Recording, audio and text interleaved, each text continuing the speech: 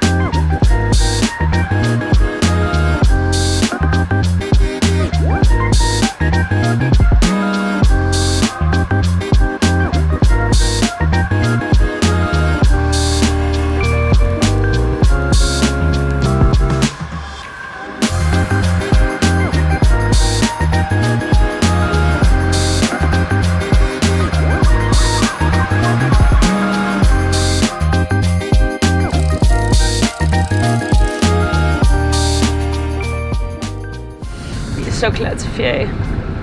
Jeg er helt afslappet allerede. Og solen skinner på mig. Og nu skal du køre fremad, Thomas. Her er vloggen. Så vores ferie startede. Og den er faktisk startet rimelig godt ud. Vi er nået til Hirtshals og venter på at skal med færgen, og vi er kommet i god tid. Så mormor jo anbefalede os. Men altså solen skinner, og vi er i godt humør. Og så har jeg simpelthen lige fundet Thomas' kørekortbillede, som er... Altså, hvad ligner han? Du ligner en, der er efterlyst på politiet. Ja, det skulle da.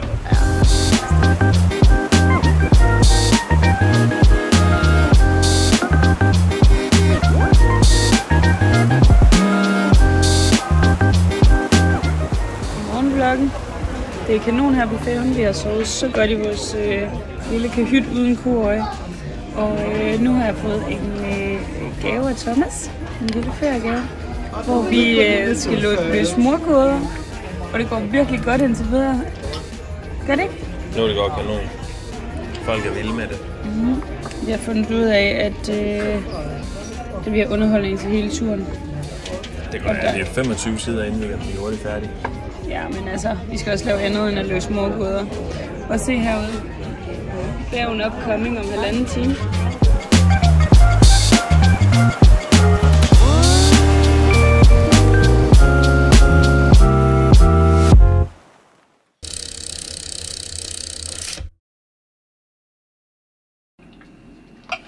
Må jeg godt spise noget tun også? Ja, alt er gået som smurt. Fuldstændig. Matronen fik ikke plads, men det gjorde vi. Altså, det er bare win for mig. Det var fordi, at der var en lidt... Filmer du nu? Ja. Der var en makker på færgen, som ikke kunne finde ud af at parkere, som vi har fulgtes lidt med. Jenny har troet med at punktere deres dæk, hvis de fik plads, og vi ikke gjorde. Det gjorde de ikke. Nu er vi bare i Bergen. For rugbrød i Bergen. Det er jo sådan en type familie Thomas er fra. Ægte dansker-agtigt. Så håber vi på, at der er billig fisk heroppe. Spiser udelukkende ting fra konserves. Det er verdens måske bedste leverpostej. Måske bedste. Spiser de en leverpostej i andre lande end Danmark? Det tror jeg sgu ikke.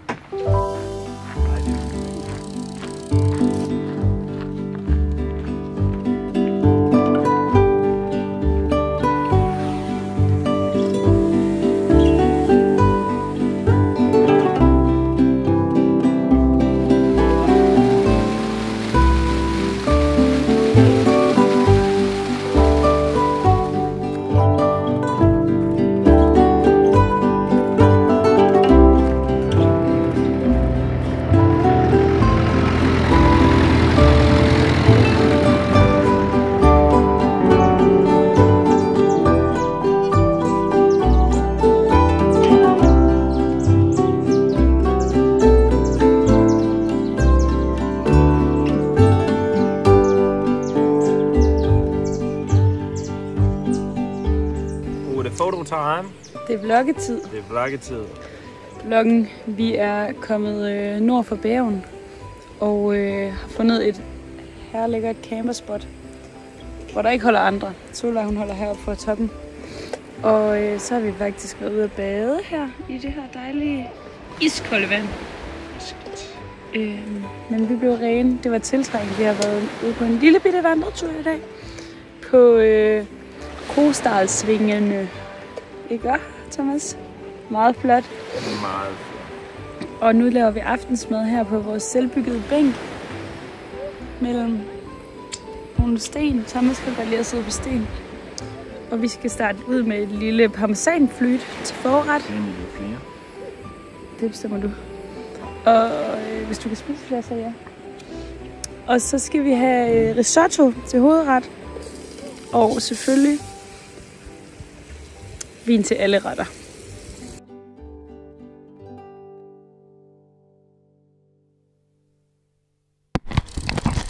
Jeg ser noget lyd på.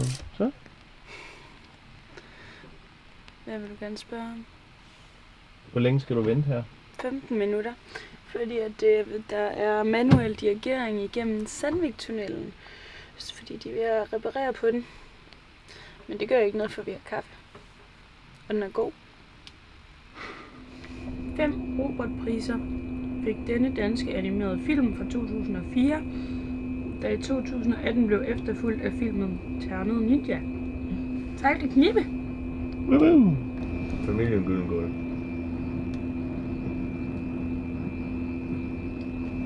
Det er sgu rigtigt. Det har jeg aldrig set. Har du ikke set dem? Ja, altså jeg har ikke haft kamerakursus endnu, så det bliver ligesom det bliver. Men indtil videre så går det simpelthen forrygende. Vi kører på E39. Det er en europavej. Det er igennem tusindvis af tunneller, og Solvej er pissegod, selvom det bare går både op og ned. Det er lidt min gode vinkel lige på her. Og jeg er helt tryg. Jeg er kommet på bagsædet her, fordi at, det trænger jeg lige til. Det er for lækkert. Der er bare waterfalls over det hele, og søer, og træer, og køer. Alt er godt.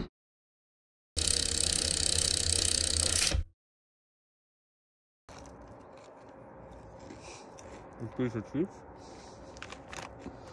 Har du rukket en øl? Du drikkede nærmest chips. Ej, hvis jeg går under, så drikker jeg dem. Ja, du drak dem. Og så bor vi her.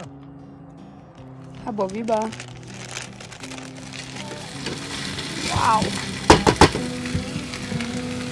Basen til en ufattelig rød tomatsauce. Jo.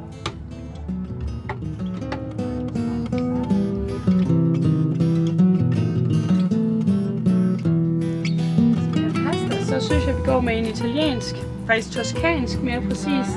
Det er en Rosso organisk vin fra 21. Den har, IGT. Den er IGT-certificeret.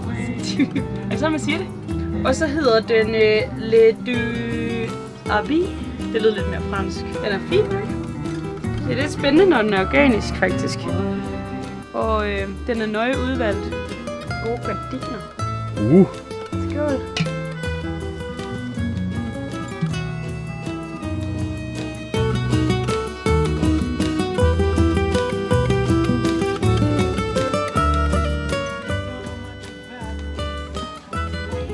Direkte importeret fra vasken.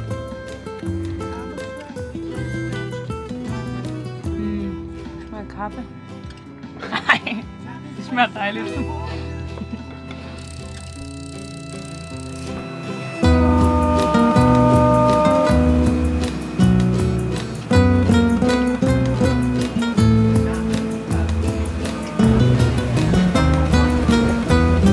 Gæt, hvor vi sejler.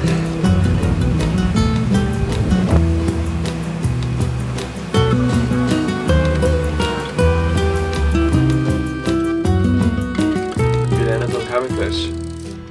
Jeg har lige været i bad. Shani, hun er i bad nu. Så nu er jeg lige tid til at sidde og kigge på nogle billeder fra turen. Og måske kan man se dem lige her.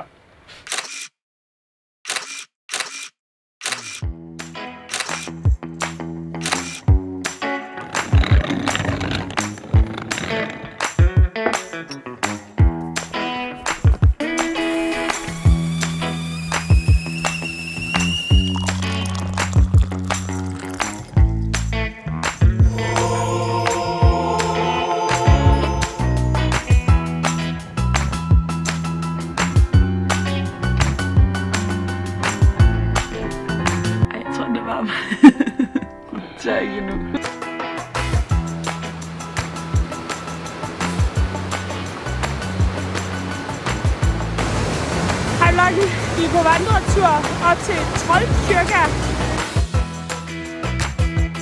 Det eneste vi skulle huske at tage med herop, det var pandelamper. Og det eneste vi har glemt, det er pandelamper. Så nu må vi prøve i mørke. Pandelamper til turen.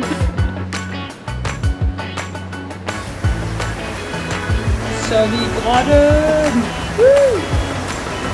Det ser min ånd. Vi er lige gået op igennem det der vand. Næsten ude på våde fødder. Nu vil vi se, hvad grotten bringer.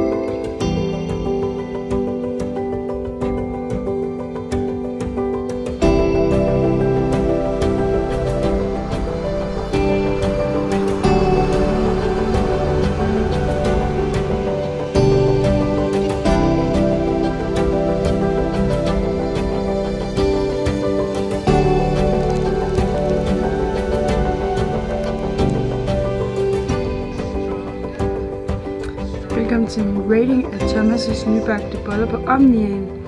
Og jeg vil gerne give dem 10 ud af 10 for smag, 10 ud af 10 for oplevelse og 10 ud af 10 for bagværk.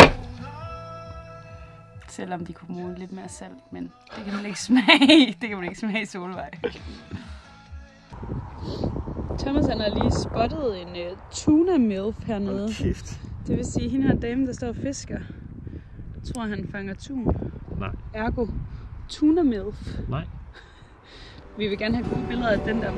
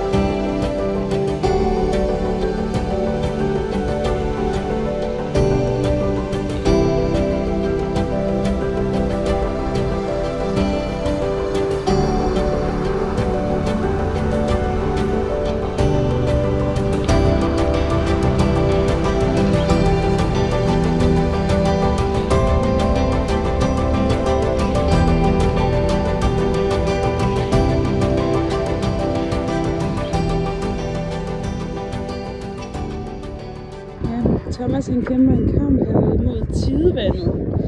Han synes, han skulle bygge en varte allerlængst ude nemlig. Og da han startede, så var der rigtig mange fine sten at stå på. Det går åbenbart hurtigt her. Det går rigtig hurtigt. Men han er sej. Han bliver sgu ved.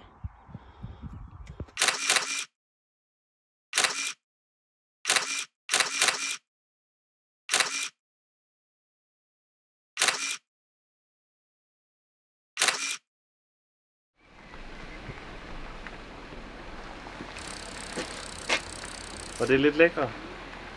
Det var lidt lækkert.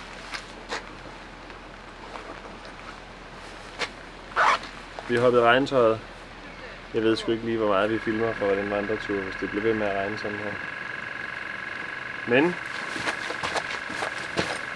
vi skal den vej op i noget, der hedder Inderdalen, og det skulle være utrolig flot.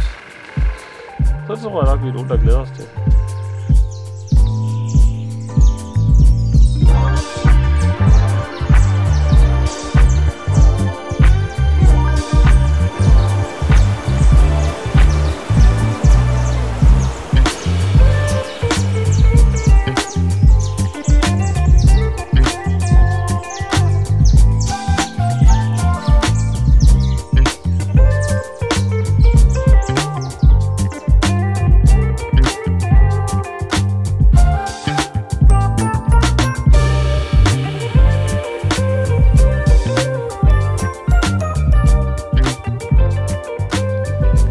smager lidt af det, der er inde i mælkesnit. Hvad for noget gør? Det her. Bortset fra, der er kanel på. Lige noget for dig. Men jeg har spist udenom. Så nu må du få resten. Men vi har fået vores første vaffel. Vil du præsentere den? Ja, det er en norsk kæmpe. Du skal løfte den op, så. Ja. Og den er vinklingen. Den er flot. Norsk stor vaffel her. Fra Innerdalshytter. Og det er med syltetøj. Vi har ikke prøvet med brunost endnu. Nej, det har jeg faktisk ikke. Det skal vi på et tidspunkt. Den dufter virkelig, virkelig godt.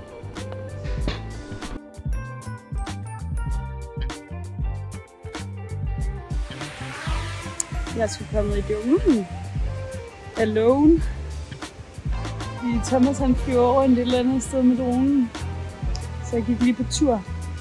Men det er fordi, der er sådan nogle jungleplanter nogle steder. Ja, og her er mange får og kolorte. Så man er virkelig, det er ligesom at lege jorden er giftig. Så man hopper lidt fra sten til sten for at undgå dem, fordi sidste gang vi var afsted, der trådte jeg i en lort. Det var så godt nok en hundelort i Firenze. Og der måtte min sko ikke komme med ind i camperen på Thomas. Hvilket jeg godt forstår. Og så skulle jeg stå og skrubbe den ren i en vaskebalje. Så jeg prøver at undgå den slags nu. Men altså, sker det, så sker det.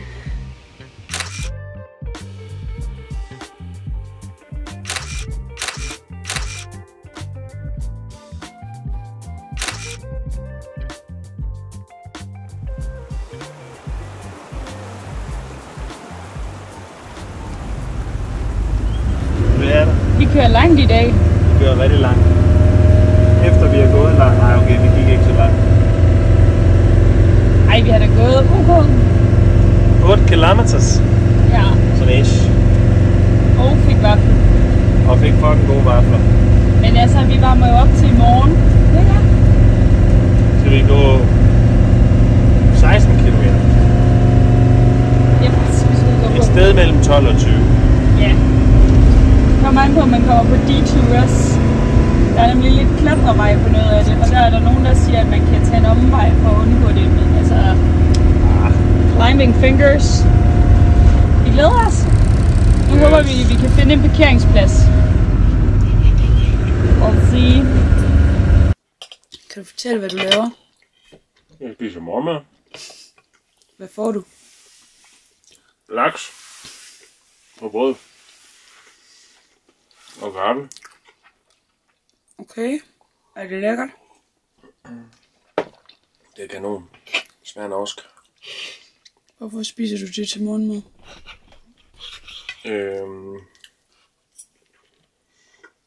Kan jeg fylde godt op, fordi vi skal ud og vandre. På Knudshøje. Knud Hamsun, som jo var en norsk Nobelprisvinder i litteratur. Han født i 1890'erne. Ej, der skrev han sult. Nå, jeg skrev en sult. Det var sådan, det var. Sød makker. Jeg bærer lige derude. Tror vi. Ej, det er sådan der. Thomas har talt. Op med pjat.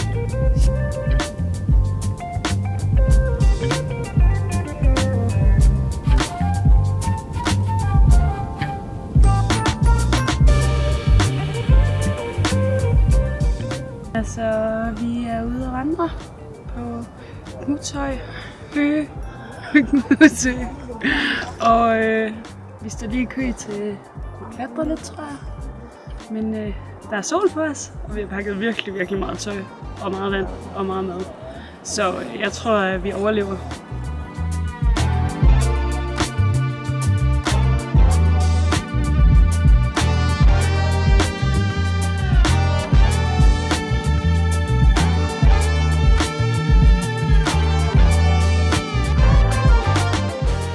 Hvad synes du om klatringen? Så fedt. Lidt for easy.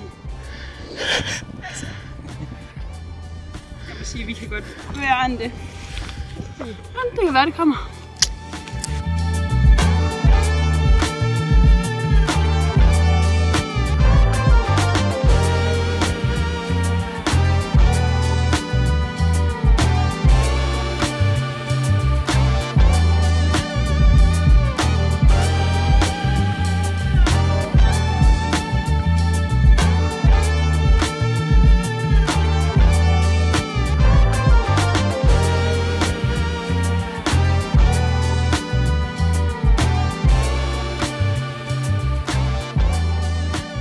vi nede til toppen af Knudshøje, og det var sgu ikke så slemt. 4 kilometer opad, og vi er en tredjedel inde i ruten, og nu går det kun nedad lige ud, tror jeg. Måske lige lidt opad derovre, men det klarer vi snildt. Fedt. Det er flot, og vi har sol. Og masser af forsyning.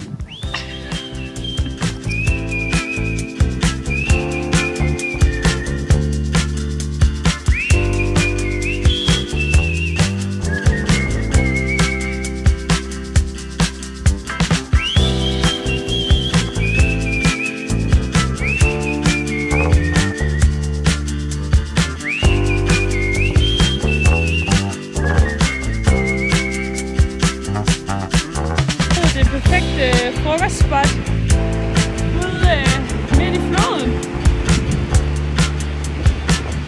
på en kæmpe sten, og det er solskin og lækkert vejr, og nu skal jeg have min lakse med. Hvad skal du have, Thomas? Han skal have chokolade med.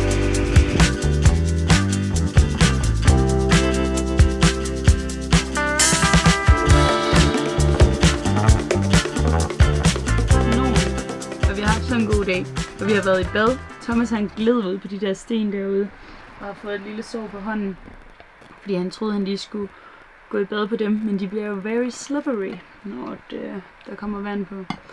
Så det var ikke så godt. Men ellers så har vi tømt hans gode tomatsuppe. Det er min livret. Jeg elsker tomatsuppe.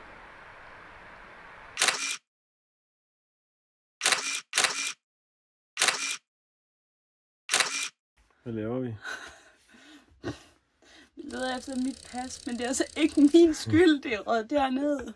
Hvor er det henne? Det er nede bag ved køleskabet. Men det var overhovedet ikke min skyld. Det ligger der. Og jeg har virkelig været ond ved mig selv, fordi jeg troede ikke, det jeg havde gjort det væk. Hvordan er det havnet der?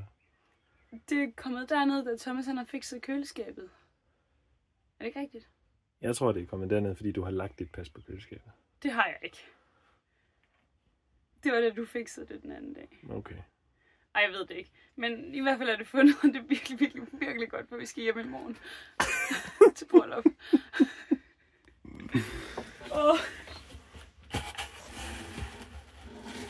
Shit, det bliver lidt længe efter.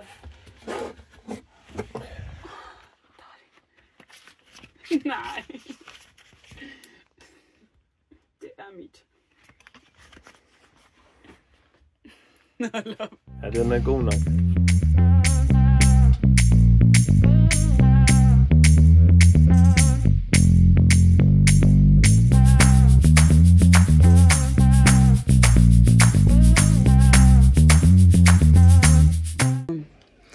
Ib og Anders er blevet gift. Vi ved ikke lige, hvor Anders er, men altså, de har sagt ja til hinanden. Ja.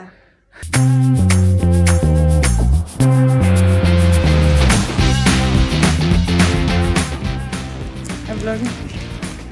Vi er på vej tilbage på ferie efter bryllup i går. Får lige lidt tømmermændsmad her. Tak.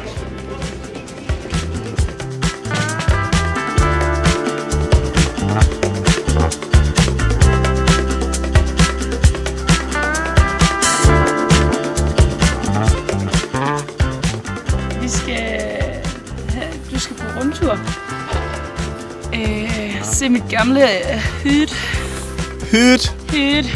Vi skal til Holmenkollen. Se hvad der står tilbage der. Vi skal bare hygge. Have vafler. Delicious. Nej, det er Oslo det der. Nede. Wow.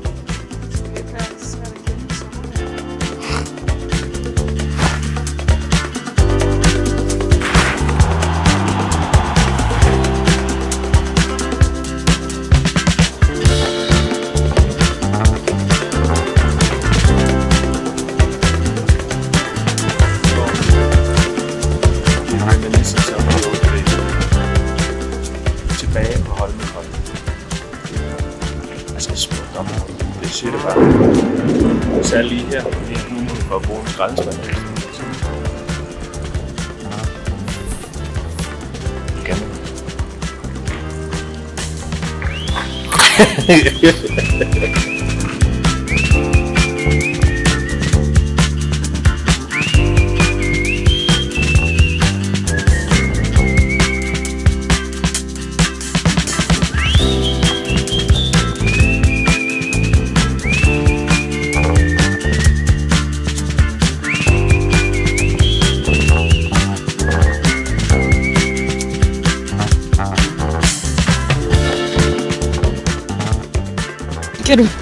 Kan du rate en vaffel? Jeg kan godt rate en vaffel. Det var god. Jeg kan ikke huske, hvad vi rated fra sidst. 1-10 eller sådan noget. Ja, jeg tror. Måske sådan noget. Jeg synes faktisk ikke, den var lige så god som sidst. Jeg synes, det var god. Og det selve vaffeldejen, der ikke var lige så god. Ja. Altså, der var lidt for meget kardemomme, og så var den faktisk ikke helt så sådan sprød. Ej, din var også mindre sprød end min, tror jeg. I dag? Men min var også mindre brød end din sidst. Ja. True. Den var stadigvæk okay lækker. Til gengæld så fik vi is på. Det var rigtig lækkert. Men det var det. Men vi var nok heller ikke lige så vaffeltrængende, som da vi var kolde ude i Inderdalen. Nej, det kan godt være, der er noget om det. Jeg ved ikke. Oplevelsen var god. Stedet er nice. Vi har fået klistermærker af kongen. Jeg spiser vaffel. Nej, der har fået vaffel i hovedet.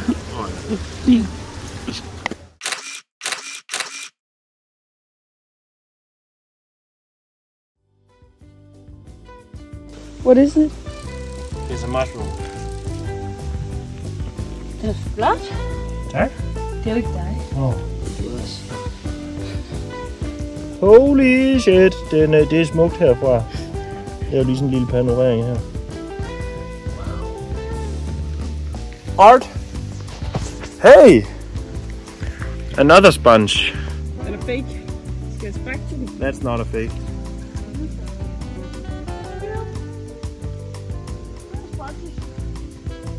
Sig det igen. It's real.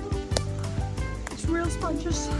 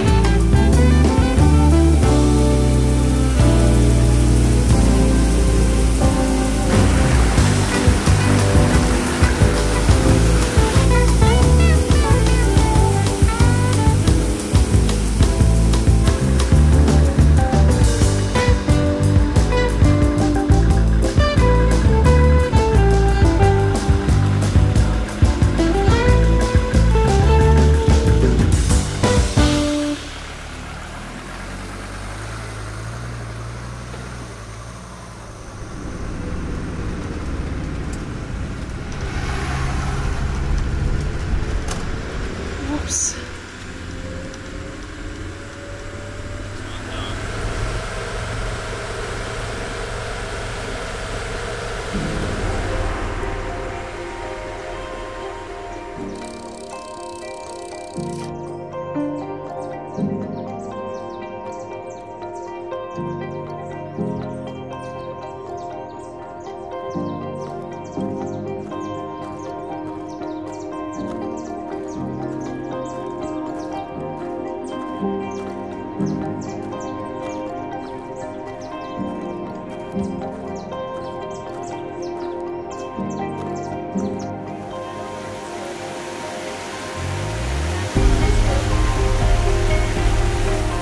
I'm in the middle at the waterfall, so please don't fall.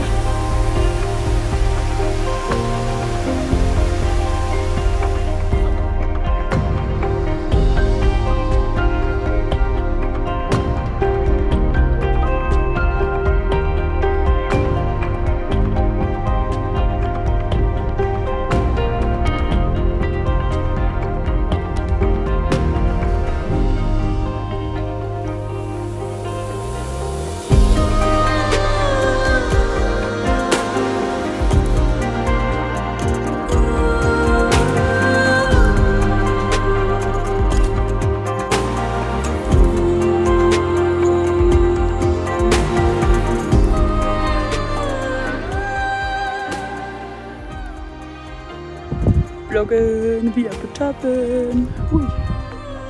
Ustabil platform nu. Men ja. Her er pretty nice. Langt om længe.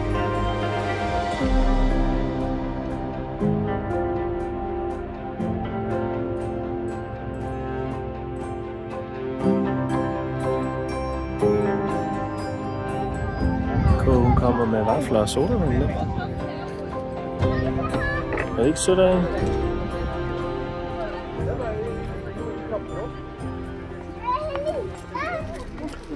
Waffles! Jeg synes ikke, den er god. Hvad er dom? Du skal rate den jo. 10 ud af 10. Okay. I hvert fald på toppen af Gauser. Bedre end i Inderdalen. Mhm. Sindssygt. Det synes jeg. Prime time! Så er det faktisk. Godt.